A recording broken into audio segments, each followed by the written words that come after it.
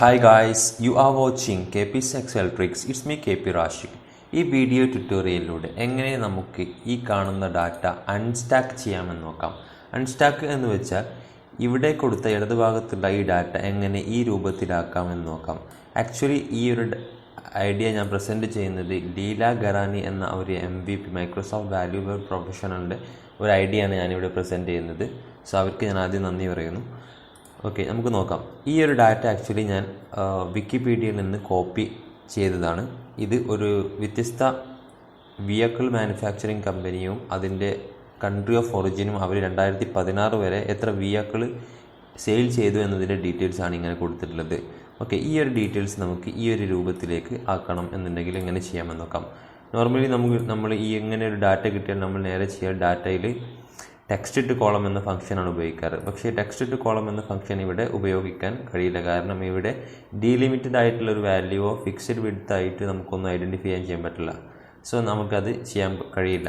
Okay, എങ്ങനെ ചെയ്യാമെന്ന് നോക്കാം. ഇത് ഞാൻ ആദ്യം ഈ ഒരു ഡാറ്റ കോപ്പി ചെയ്തിട്ട് ഒരു പുതിയ ഷീറ്റിലേക്ക് ഇടുന്നു.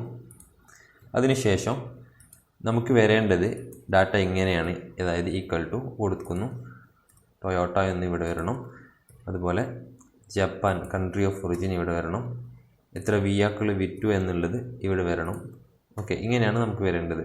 സോ ഞാനിവിടെ ചെറിയൊരു ആൾട്രേഷൻ വരുത്തുകയാണ്. ഇവിടെ ഈക്വൽ ടു എന്നതിന് പകരം ഞാൻ എൻ്റെ ഇനീഷ്യൽ കൊടുക്കുന്നു. നിങ്ങൾക്ക് നിങ്ങളുടേതായിട്ടുള്ള എന്തെങ്കിലും ഇനീഷ്യൽ കൊടുക്കാം, പക്ഷേ എല്ലാ ഡാറ്റയിലും ഒരുപോലെ കൊടുക്കണം. ഞാനിവിടെ ഫോർ എക്സാമ്പിൾ KP എന്ന് കൊടുക്കുന്നു, KP A1. അതുപോലെ ഇവിടെയും ഞാൻ KP കൊടുത്തു, ഇവിടെയും KP എന്നാക്കി. അതിനുശേഷം ഇവിടെ താഴെ ഇവിടെ KP A4,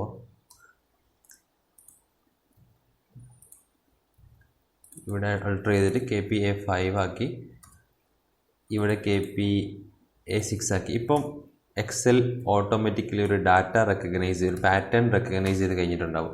സോ ഇനി നമ്മൾ ഇങ്ങനെ ഡ്രാഗ് ചെയ്യുകയാണെങ്കിൽ ഇവിടെ വെച്ചിട്ട് ഡ്രാഗ് ചെയ്യുകയാണെങ്കിൽ നമ്മുടെ ആ പാറ്റേൺ റെക്കഗ്നൈസ് ചെയ്തതിന് ശേഷം എക്സൽ നമുക്ക് താഴെ ഡാറ്റ പ്രൊവൈഡ് ചെയ്യും.